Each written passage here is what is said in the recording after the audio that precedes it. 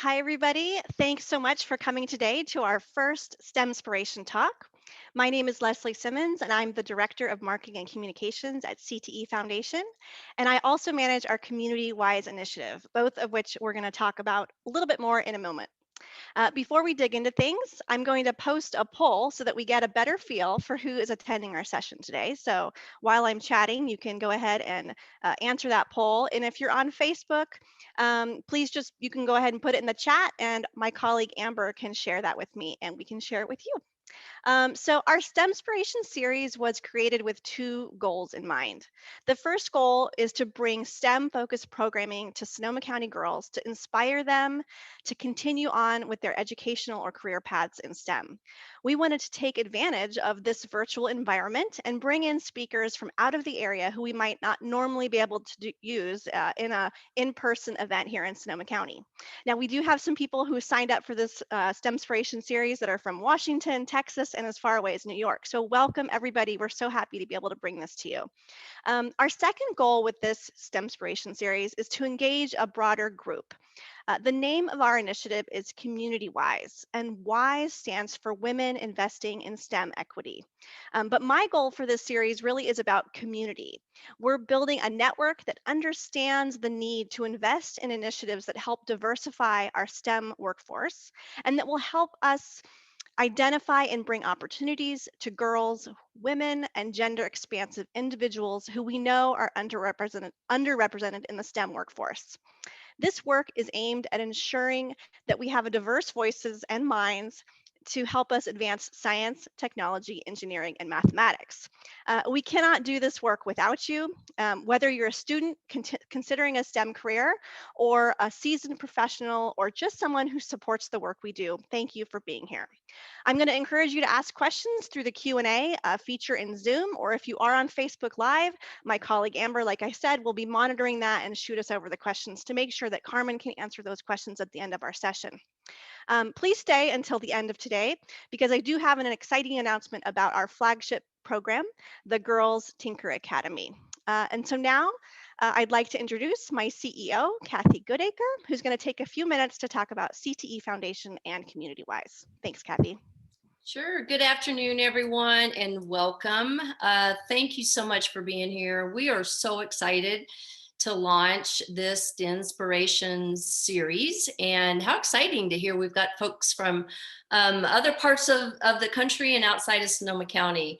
Anyway, very quickly, this effort, this work, as well as that of the Community Wise program, is a project of the CTE Foundation, which is Career Technical Education.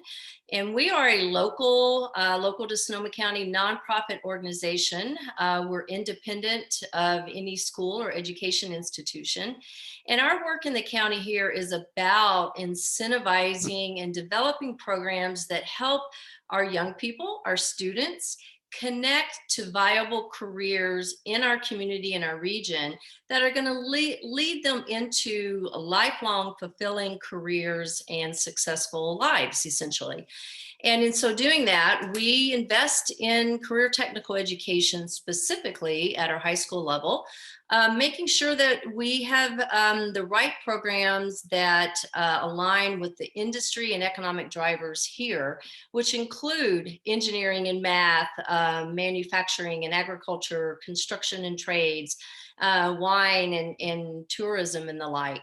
One of the first investments that we made as a grant making organization was around STEM. And it's really how we launched here in the county, where we had one high school out of 15 public high schools who had an engineering design program. And so we were able to fund 5 new engineering design programs in our very first year of existence in 2013.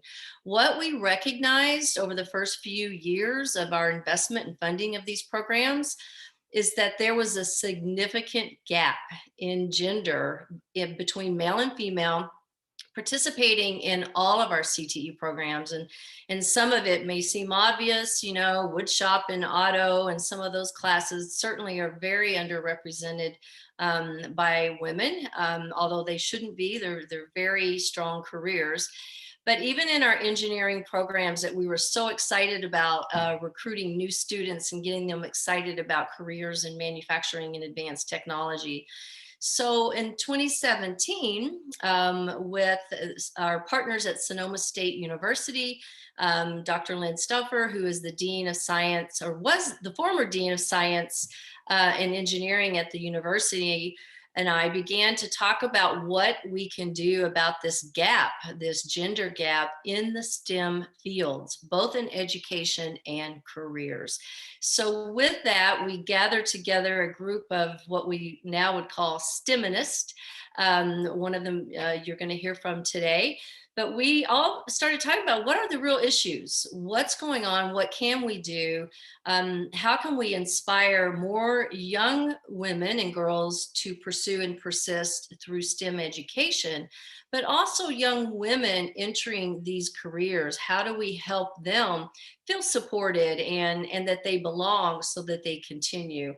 So this effort was launched community-wise, and through the years, we found different ways to help connect our young women to these exciting careers and opportunities, and encouraging them to continue in that pathway.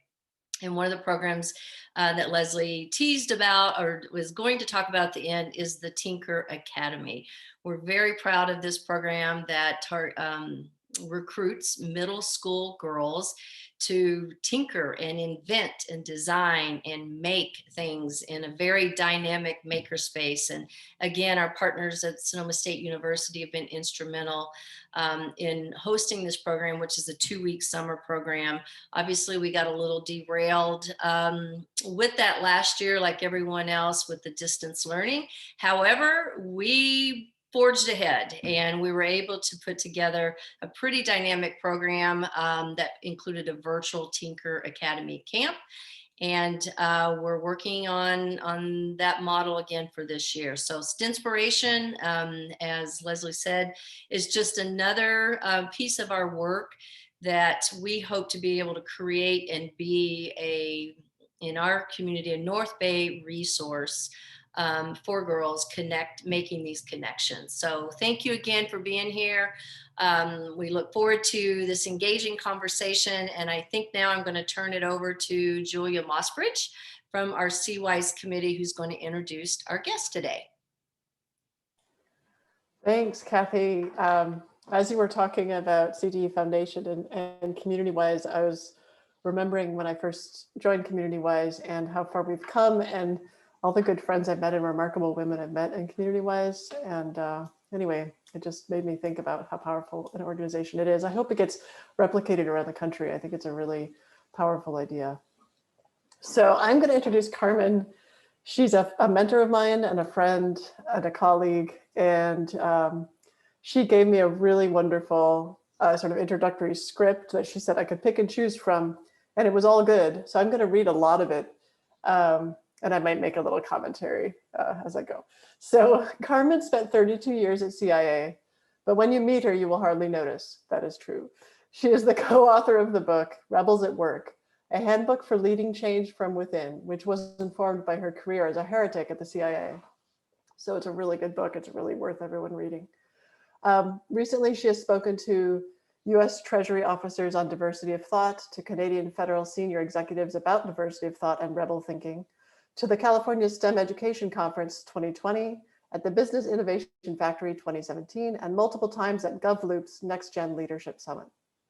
Carmen was a leader on diversity issues at the CIA, serving on equity boards at all organizational levels and across directorates. She was the first CIA executive to conceptualize many IT applications now used by analysts, including online production, collaborative tools, and Intellipedia, a project she personally greenlighted as a senior executive. Ask her about it.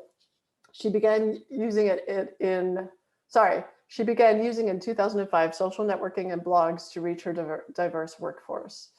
And she's a powerhouse on Twitter. Upon her retirement from CIA, she received the Distinguished Career Intelligence Medal. That's a big deal. From 2011 to 2015, Carmen was a member of Deloitte Federal Consulting, where she served as a senior advisor and mentor to Deloitte's flagship innovation program, GovLab, GovLab, if you want to look it up, and sponsored research projects on Bitcoin, millennials, and the impact of the Internet of Things on government. Carmen describes herself as Puerto Rican by birth and Texan by nationality. She likes to cook and garden and cook things that she has grown. And she has an extensive collection of karaoke songs, and you are always in danger of becoming the after dinner entertainment. You can follow her on Twitter at Milunes, Milounes, and visit her two blogs, recoveringfed.com, which is just thoughtful and really great for those interested in government, recoveringfed.com, and rebelsatwork.com. So I'm grateful that Carmen could spend a little of her time being here and sharing with us her genius. Well, thank you, Julia. And thank you to all of you. I hope everybody is staying safe. I want to talk a little bit about the lessons I've learned in my career, about sort of speaking truth, being authentic to your aspirations, in hopes that they will be useful to all of you as you pursue STEM careers and eventually have an opportunity to make the world a better place. And I thought, since the virus is uppermost in our minds, and my mom just got her first shot yesterday, hooray, that I would sort of introduce my comments by talking a little bit about the female scientist who is largely responsible for us having these RNA vaccines. And her name is Catalin Carico. She comes from, I forgot the country exactly, but she came to the US from someplace in Eastern Europe. And she just became convinced that RNA, just sort of the messenger part that tells proteins to turn themselves on and turn themselves off, as I understand it. She came to the US to pursue this research, and she ended up at the University of Pennsylvania. And originally she was in a tenured position, but her research, she could not get grants for her idea. She thought that we could do a lot to cure diseases by finding ways to manipulate this messenger RNA. And eventually, because she couldn't get grants and couldn't fund her own research, she was demoted and lost her tenure position. And there's a couple of articles in the press where you can read about how disappointed she was and how she had a lot of self-doubt because of that. Quote, "I also thought maybe I'm just not good enough." I'm familiar with that feeling. But eventually, she stayed at the university in a non-tenure position, continued to teach and research. Eventually, one day by happenstance, she met a colleague who was also interested in the same potential for RNA, and they pursued it together. And the two of them together finally were able to make the advances and publish in the aughts, maybe like 2005, published their research in journals, which led to companies becoming interested in the potential for RNA to be used in therapeutics and in medicines, and eventually has led to the first 2 vaccines against coronavirus. So I want you to remember some of what I just told you about her personal biography as I share with you some of my personal biography about the importance of advocating for the ideas that you really believe in. So I call my presentation, and I'm just gonna hesitate a little bit here as I share my screen, but I call my presentation Lessons from a Rebel Leader. And I want to start in high school. And I noticed that I think we had at least 3 people from high school here. And as Julia said, I'm Puerto Rican, but I spent a lot of time in Texas. In fact, I went to high school in Texas. And the other interesting thing about my background, well, maybe it's interesting, I think it's interesting, is that my parents had a very unsmooth relationship. They fought all the time. And I was often caught in the middle of these fights. I had a brother who's 4 years younger than I am.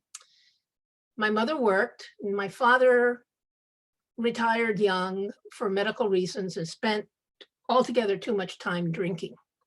So they often had these big fights, and the police would have to come to the house, and it was very unsettled.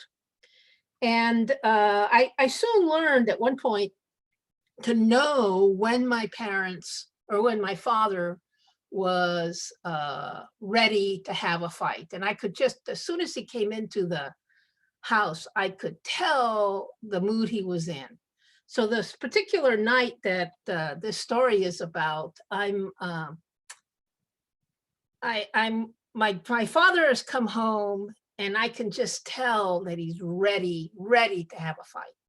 And often I was the subject of the fight because I was a good student and got to the point where my father, who had never actually finished high school, started to think that I thought I was smarter than he was. And that's probably correct. At that time, I probably thought that. And he used to like to call me a chicken shit lawyer. Try to say that several times, chicken shit lawyer. So this particular night, they started to fight. My brother, who you see in this drawing, was 4 years younger than me, and he had a horrible case of acne. But he also had these beautiful paisley pajamas that I coveted. And so, his face and the pajama pants kind of looked the same. And he and I, were there in the background as they're fighting. Finally, I decide this looks like it's going to get violent, so I'm going to call the police. And I call the police, and the police show up at the front door, and sure enough, that lowers the temperature. And the policeman comes in and says, "So, can anybody tell me here what the problem is?" And my brother steps forward and he says, "Yes, I can." And the officer says, "Well, go ahead, son." And my brother says, "Well, you see, the problem is my sister is an intellectual." That's, absolutely true. Well, many, many years later, I'm in my first almost real job. I'm an intern at the State Department, and I'm telling the story to this wonderful man who has a PhD, and he listens very wisely, and he says, "That's very similar to the problem that I had with my dad. My dad, was not very educated, so forth and so on. And I used to fight with him all the time. And then one day I had this realization," my friend said to me. "I realized that if I'm the one with all the education, if I'm the one with the PhD, isn't it my responsibility to make sure that we have productive conversations?" And as soon as he said that, it was like an epiphany for me. I went, yes, that's right. If I think I'm so smart, well, then isn't it my job to make sure that I listen and that we have a good outcome in our conversation? So when you're going to school and you're getting a great education, or you're a professional and you think you know the answers to the problems in your organization, if you're so smart, you ought to be smart enough to figure out how to productively advance your ideas. So the next few things I'm going to tell you are about that. So I ended up working at CIA, and this is like my proof picture. Here I am on the tarmac. This is, 15 years ago now, on the tarmac of the airport in Kabul. And you can also get an idea of how great my Photoshop skills are there. And, but anyway, I ended up at the CIA, and I had a really, great career at the CIA, and I thought everything was fantastic until about the early 90s, when I began to think, well, there's a real problem with the CIA because the internet has arrived. There's this tremendous new technology about information sharing. And despite all the movies you see and all that, guns and, super secret squirrel stuff, CIA is basically a knowledge organization. And basically what we do is try to make sense of the world. And I just thought in the mid 90s that the internet was going to be a huge change for all knowledge organizations. It was going to be really transformational. And I thought that it was important for the CIA to begin adjusting to digital technology sooner rather than later. I'm not a technologist, that's not my background, but for whatever reason, perhaps just luck, I could understand the significance of the internet. So I began to advance this idea in the mid-90s. And, you know, I had a good career. I was a rising star at the CIA, and all of a sudden, my star began to fall. And I would say, hey, we have to adjust to the internet and all digital technologies. And nobody really appreciated my wisdom. And I'm embarrassed to admit that it took me a while to figure out what the problem was. And if you think back, and I bet some of you aren't, you know, were born so that the only thing you've never understood that there was a world before the internet.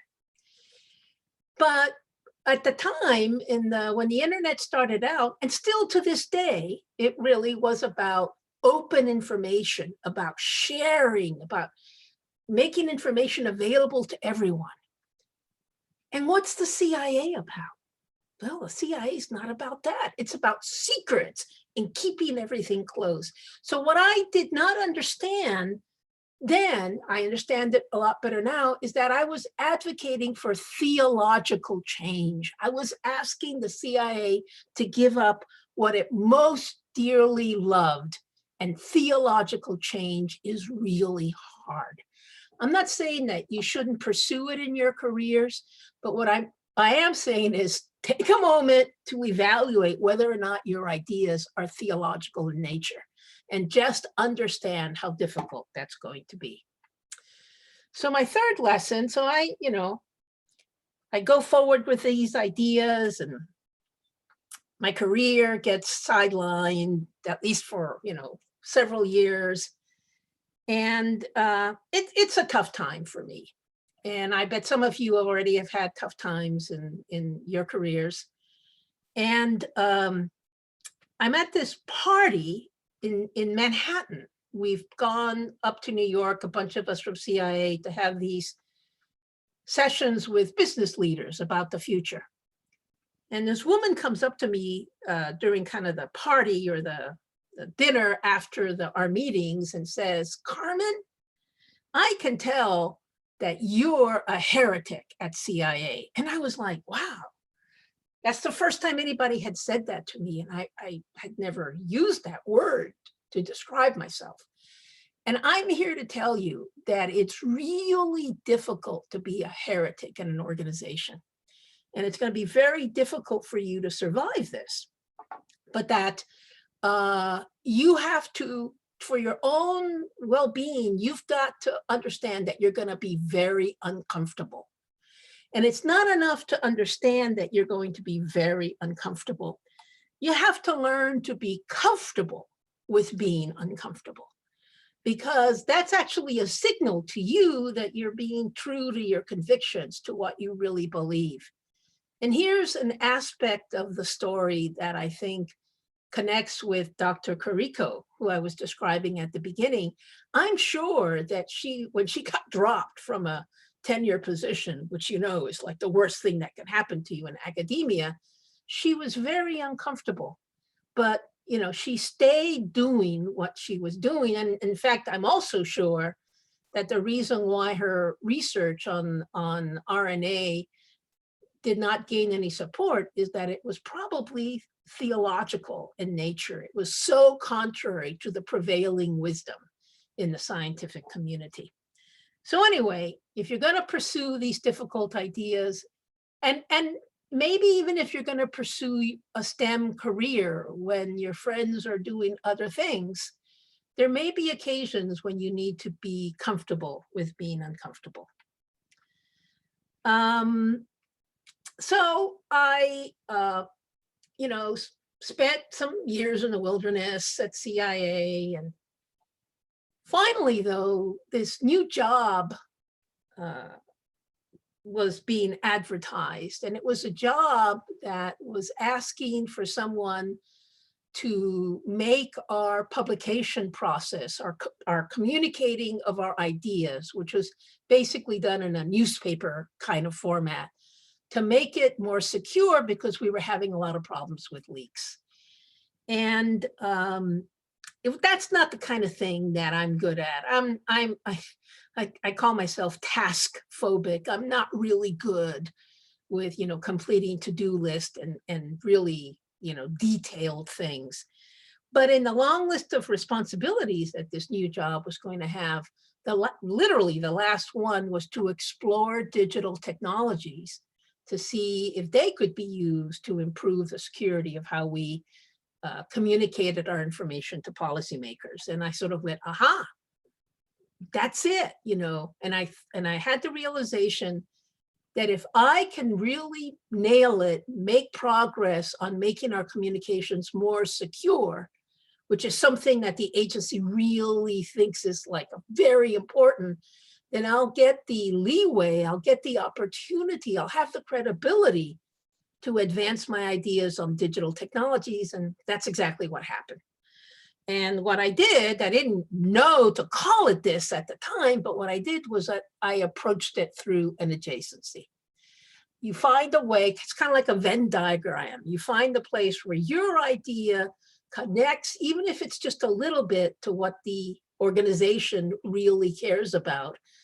And then you'll be able perhaps to make some progress. So the idea of approaching your, advancing your important ideas by connecting to the goals of the organization, I think is really important for rebels at work, particularly when your idea is theological in nature.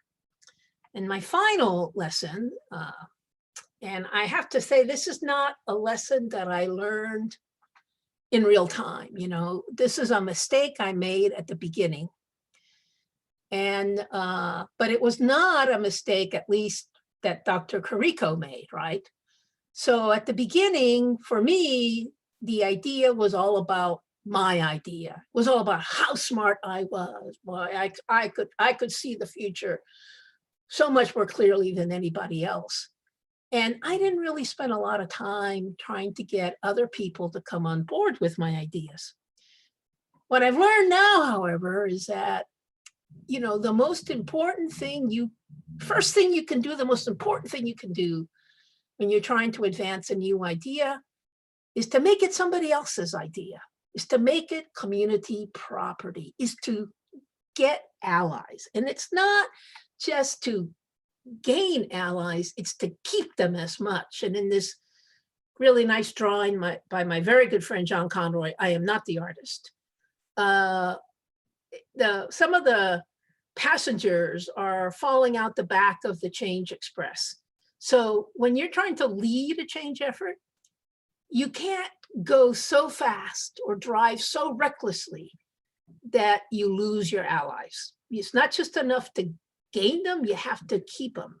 In fact, I go so far as to say, particularly when you're starting off as a change agent, that the most important thing is not the purity of your ideas, but the number of the supporters that you gain. So with that, I'm going to stop here and leave plenty of time for questions. Just want to acknowledge my artist friend, John Conroy, who did the illustrations for me. Wow, that was great, Carmen. Thank you so much. And yeah, the illustrations, what a way to keep people engaged and really sort of visualize what you have, your pathway. That was so very interesting. Well, I'm just going to shoot out a question now. You didn't talk about it much, but I'm wondering how much your gender identity, sort of influenced maybe your lack or your reluctance to become a change agent in the beginning, and then how maybe it did sort of inform you as you went forward. I mean, you were probably there probably weren't a lot of women in the CIA at your level when you were there. So can you talk a little bit about that, just because we are I don't know how many of you know who Adam Grant is, but he's a great writer of business books, and he wrote this book about 5 years ago, Originals, How Nonconformists Move the World. And he profiled me in one of the chapters in the book. And he talks a lot about my status as a double minority. So not only am I a woman, but I'm also Puerto Rican. And, you know, during my career, I never really had that perception of myself at the beginning as anything other than a colleague. I never had this other concept of myself. And it wasn't until the second half of my career that when I, in fact, became more influential in the organization, that I understood sort of my responsibility to other women and minorities in the organization.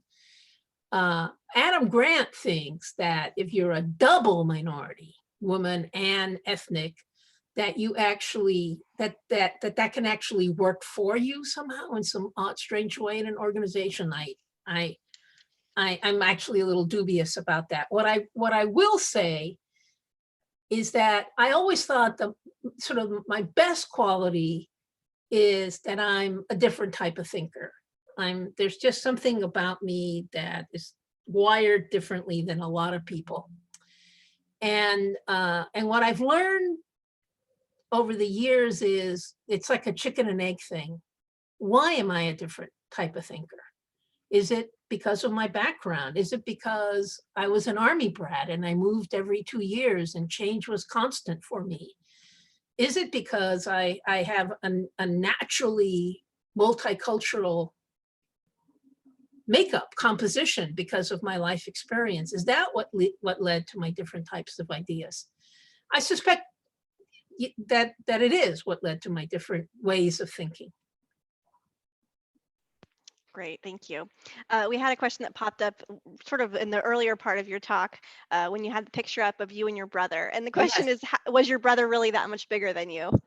No, although he is taller, but at the time, yes, that's one thing my friend John got wrong. And I also never had a teddy bear, but I guess that was his way of conceptualizing me. But no, he was not that much taller, although he is actually 6 feet. So he is, as a grown-up, you know, a good 10 inches taller than I am. Yeah. Another question came up is about your educational background. Can you tell us a little bit about that pathway and, you know, how important was your education in your career? Yes. So you know, the most important thing in my educational background, the thing that I think was most important was that I was a high school and college debater. I spent way too much time going to speech and drama tournaments in my youth.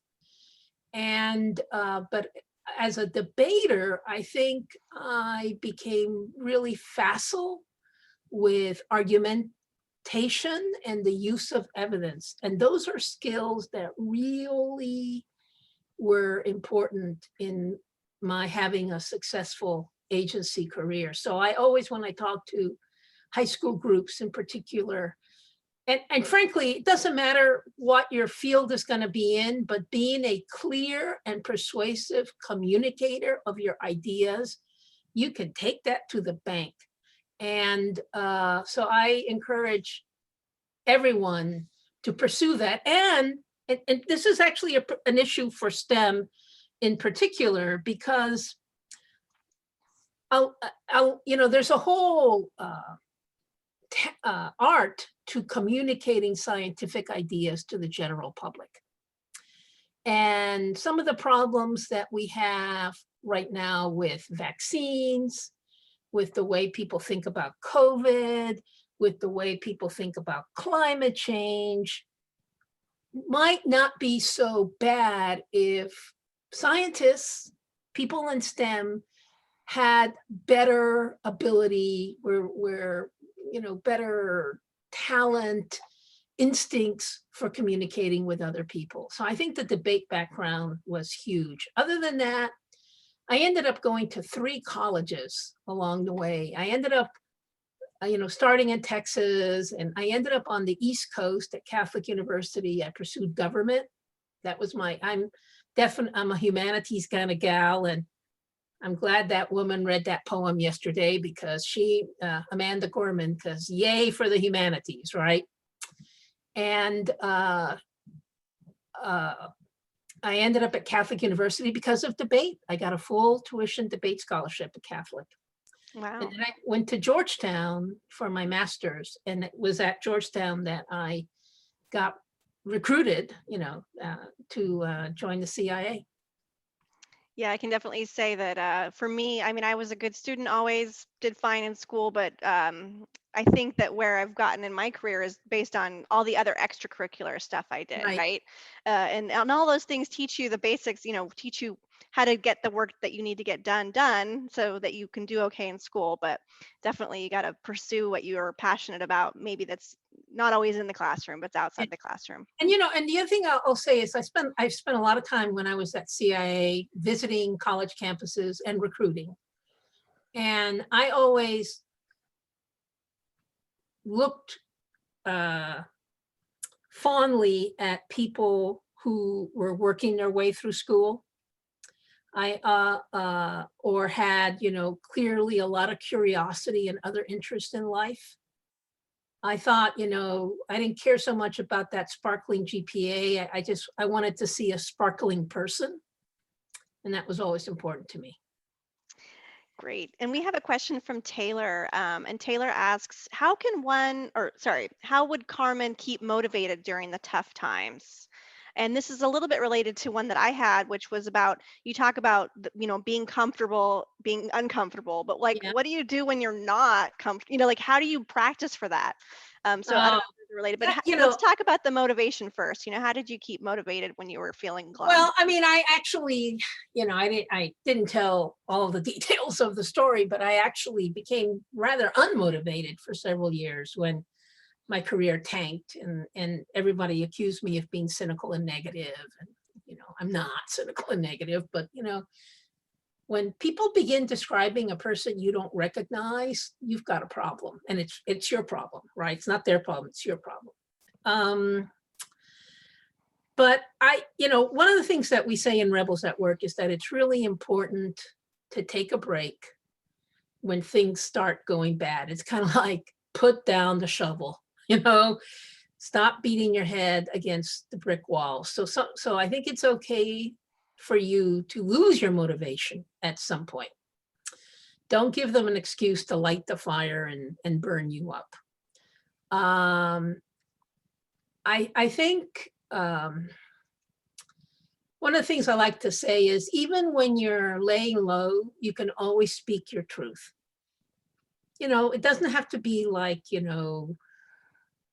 grenade throwing. Just, when you're at lunch with someone or whatever, just say what you believe. And it's amazing that people will hear you. And I could tell stories of people who heard me say X, Y, or Z and have come up to me years later and say, that really mattered to me. And I did X, Y, or Z differently because you said that. So always speak your truth. I think it's important to have friends, gain and keep allies, particularly to have friends who think differently than you do, who can challenge your ideas and keep you honest about them. I think that that's a really important survival skill. But I think that one thing I did not do, that's why people started thinking I was cynical and negative, is I didn't take a break when I should have taken a break. So I think I don't think it's smart to keep going no matter what. That's interesting. Yeah, it's kind of like working out, right? Just be gentle on yourself. If you lack motivation, just go for a walk. Do something, but you don't be hard on yourself, right? Especially right now during these times. I think we need to. It's one thing we've learned from this is, like, it's okay to not feel like you can always be driving. It's okay to just chill out. Another question about discomfort. How do you know that your discomfort is related to positive change and not a sign that you're on the wrong track? Oh, that's a good one. I think one thing that is this idea of gaining and keeping allies. If you can't find anybody to go like have lunch with you, and I mean, I kind of got to this point at the agency. If you can't find anybody who will pitch in and help with your ideas. If you're doing it all by yourself, it's not about positive change anymore, right? And also, if it's all about you, I hear a lot when I speak to groups, people ask me this question all the time: what do you do when someone steals your idea? And my answer is, you celebrate. If your idea is good enough for someone else to take it, just go with it, because it should not be about your ego. It should be about advancing the idea. And a third thing I'll say is know yourself well enough that you know what your give up lines are. So my give up line is, I just don't care anymore. Like, I'll walk out of a meeting and it hasn't gone well. I just don't care anymore. And we all have this little kind of the little bad devil on our shoulder that says something really negative to us. And the key is to realize when it's happening and then just slap them, right?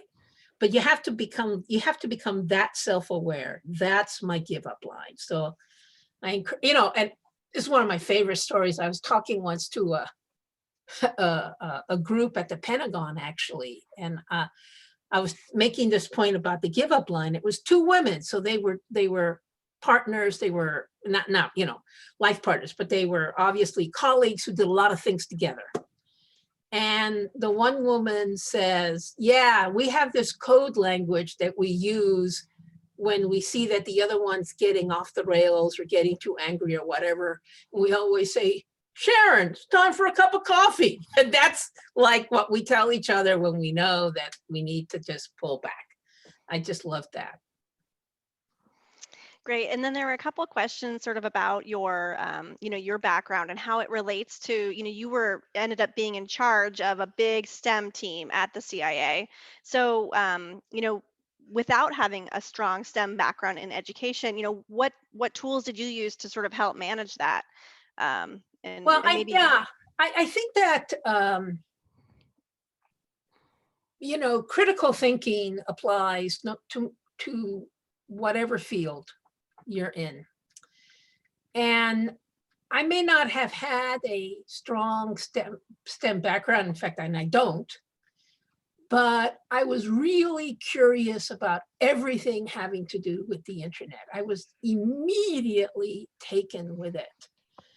And as a lay person, I always felt there were lots of people with, technology degrees and engineers and people like that around me at CIA. And generally, their ideas were impractical. They weren't sort of aware of how the actual analysts did their work, and they had this whole other concept. And so I think my non-STEM background really helped me speak for the average Joe and Jane. And I think one of the best ways to advance new ideas is to have a team both of experts and of users that and have them work together in a kind of an iterative process.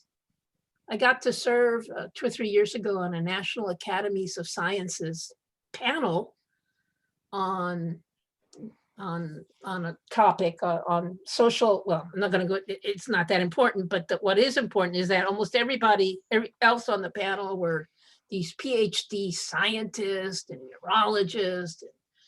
I felt like I was at a candy store all the time. But they told me that what I brought to their deliberations is that I always asked the stupid question. It's one of my biggest advice for people is ask the stupid question, because usually it's not that stupid. Usually the stupid question gets to some assumption or some basic principle that the organizers perhaps haven't thought through that well.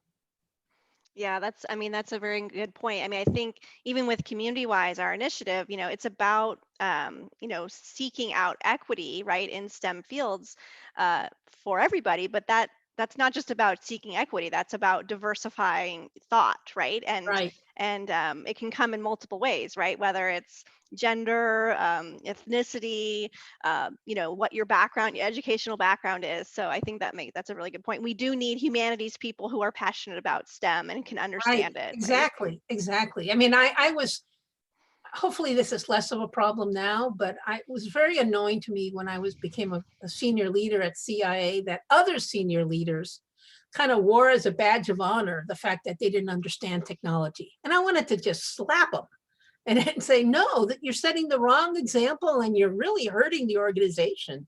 You need to learn technology and modern methods. Hmm. Great. Well, let's see. I'm not seeing any other questions. I'm just going to give it a couple more seconds here before I launch into my final spiels. Anything else, Carmen? Do you have any, last words of wisdom before I go into my spiel? No, just, just keep speaking your truth. That's something that all of us can do. And can you tell us your Twitter handle again? And I can. Yeah, it's I think if you search Carmen Medina on Twitter, I may be the first one that pops up, but it's MILOUNESS. I joined Twitter in 2008 when we weren't supposed to join Twitter if we worked for CIA. So that's why it's just so weird. Nice. Well, thank you again. I'm going to go ahead and do some final remarks, and you're welcome to stay on and listen. Like I said at the beginning of our session today, we are working to build a community, so I invite you to stay engaged with us. There are 3 ways that you can do that. Make sure you're signed up for our next STEMspiration talk with Katie Henry from hold on, I'm going to share our little thing here. Katie Henry from Microbit Educational Foundation. Katie's going to share her latest projects to create spy girl dolls, which are pictured here, that communicate via secret LED and light sensor jewelry. We're going to learn how to code a candy machine in a program called Python and start Street Corner STEAM, which is a neighborhood creativity project that anyone can lead. This is going to be a really fun session with coding and craft demonstrations, stories, and tips from Katie for creating your best future and becoming a creative leader, whether you're an adult or a younger person. You're going to get a firsthand look at coding in Python and leave with ideas that you can try at home. The second thing you can do is sign up for the CTE Foundation and CommunityWise newsletters. We're going to post a link to our chat. So please go ahead and sign up for those so you can stay informed. And then the third thing to do, of course, is to help support us by making a donation. CTE Foundation is a 501c3 nonprofit corporation. All donations are tax deductible. CommunityWise is supported by foundations, businesses, and individuals, and we cannot do this work without financial support from these donors. Some of you have already made a donation when you signed up for this seminar, so thank you so much. And if you're able to, please consider making a gift to support programs like today's session, as well as programs like our Girls Tinker Academy, which I get to announce about today. Speaking of Girls Tinker Academy, during spring break, or actually, let me talk about it really quick for a sec. It's a 2-week free program that's designed for middle school girls entering 7th through 9th grades. It's an awesome program that's led by Sonoma State University math professor, Natalie Hobson, who leads the girls through engaging hands-on activities that introduce core concepts in engineering, design, fabrication, and more. Last year, we successfully pivoted this program to a virtual program. And so I'm really excited that we're going to be bringing an enhanced program to our girls this spring break. So we're calling it Tiny Tinker, and it's going to be starting March 22nd. We will have applications available probably starting at the beginning of February. So I encourage you to visit our website, which a link will be posted.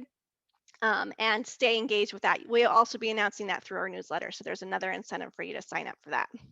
Again, all of this cannot be done without financial support from donors. So if you have the means, please consider making a tax-deductible donation so that we can continue supporting our girls. Thank you again, and see you all next month with Katie from the Microbit Educational Foundation. Thanks, everybody.